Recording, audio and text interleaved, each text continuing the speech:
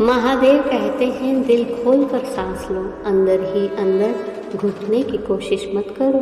कुछ बातें मुझ पर छोड़ दो, सब कुछ खुद सुलझाने की कोशिश मत करो। इसलिए जीवन में कुछ बातें ईश्वर पर छोड़ना ही सही होता है, क्योंकि जीवन में हम कई परेशानियों से यूं निकल जाते हैं मानो कोई है जो हमारा साथ दे रहा है। उसी अदृश्य शक्ति को हम परमात्मा कहते हैं।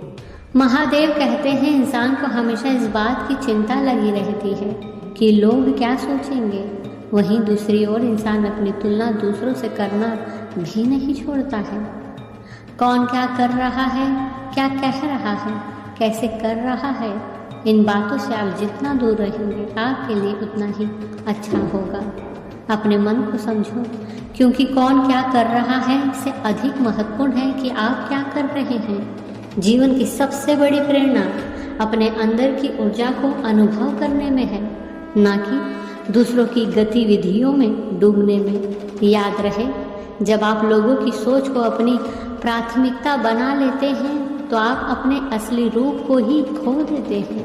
इसलिए अपने आप को खोजने की जिद करो, किंतु दूसरों की नज़रों में नहीं, स्वयं के भीतर। ध्यान रहे, जितना अधिक आप लोगों की नज़रों का गुलाम बनेंगे उतना ही आप दूसरों की राय पर निर्भर रहेंगे। महादेव कहते हैं, ये डर सिर्फ कुछ स्थितियों में नहीं होता। सच तो ये है कि आपका जीवन ही डर बनकर रह गया है। इसलिए जब भी मन में डर उठे तो उस डर को ध्यान से देखो। आप पाएंगे कि इस डर के मूल में कोई न कोई दूसरा बैठा हुआ है। महादेव कहते हैं, जो कुछ भी आपको किसी और से मिलेगा उसे लेकर हमेशा एक चिंता बनी रहेगी। बस यही कारण है डर का। तो डर कैसे जाएगा जब जान लोगे कि जो छीन सकता है वो तो वैसे भी आपका था ही नहीं, और जो आपका है वो छीन नहीं सकता।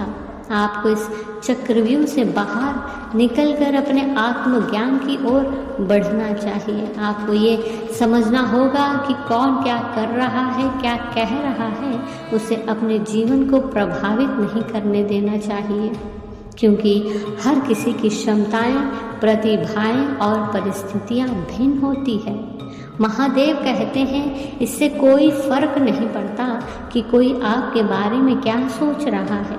दूसरे लोगों की चिंता मत करो। वे जो सोच रहे हैं उन्हें आप ठीक नहीं कर सकते, तो इसके बारे में चिंता क्यों करें। यदि आप इस बात से चिंतित हैं कि कोई आपके बारे में क्या सोचेगा, तो आप जीवन में कुछ नहीं कर पाएंगे। आप जो करना चाहते हैं उसे करने के लिए आपको कभी भी हर किसी की मंजूरी नहीं मिल सकती, तो उसके बारे में चिंता मत करो। बस उस पर ध्यान केंद्रित करें जो आप करना चाहते हैं। महादेव कहते हैं, अपने जीवन में सबसे महत्वपूर्ण व्यक्ति आप खुद होते हैं, परंतु आप अक्सर खुद को भूल जाते हैं, अपने सपनों को त्याग देते हैं और दूसरों के साथ स्वयं की तुलना करके आप चिंता में खुद को खो देते हैं, क्योंकि अक्सर आप दूसरों की सफलता और खुशियों को देखकर अपने आप को तुलना करते हैं और इससे आपका आत्मविश्वास कम हो जाता है। याद रहे, जीवन में आपको कई बार मुश्किल स्थितियों का सामना करना पड़ता है और इस समय आपके पास उचित दिशा निर्देशक नहीं होता है, लेकिन आपको यह ध्यान में रखना चाहिए कि आपका अंतिम लक्ष्य आपके अंदर ही है। आपको खुद को समझना होगा, क्योंकि खुद को जानना ही सबसे बड़ी यात्रा है। आपको अपने आप को समझने की ज़रूरत है, अपने इरादों को समझने की ज़रूरत है, अपने सपनों को समझने की ज़रूरत है। जब आप अपने आप को समझते हैं तब आपके अपने लक्ष्य को प्राप्त करने का मार्ग स्वतः ही प्राप्त हो जाता है। महादेव कहते हैं, आपका बीता हुआ वर्तमान आपके भविष्य का आधार है। यदि आप अपने बीते को समझ लेते हैं तो आप अपने भविष्य को भी समझ सकते हैं। जब भी आप महसूस करें कि आप अपने आप को खो रहे हैं या अपने लक्ष्यों के प्रति अविश्वास महसूस कर रहे हैं, तो याद रखें कि आपका सबसे बड़ा सहारा आपका खुद का ही आत्मविश्वास है। जीवन की असली खूबसूरती तब दिखाई देती है जब आप खुद को और अपने अनुभवों को समझते हैं, ना कि दूसरों की नज़रों से। अर्थात सुंदरता दूसरों की आंखों में नहीं बल्कि आपके भीतर है। सुंदर होने का मतलब है स्वयं बनना। आपको दूसरों द्वारा स्वीकार किए जाने की आवश्यकता नहीं है, आपको स्वयं को स्वीकार करने की आवश्यकता है, जो आत्म स्वीकृति और आत्म प्रेम से उत्पन्न होती है, जो आपको अपनी खामियों को अपनी सुंदरता के एक हिस्से के रूप में स्वीकार करना सिखाते हैं, क्योंकि वे ही आपको वास्तव में इंसान बनाती है।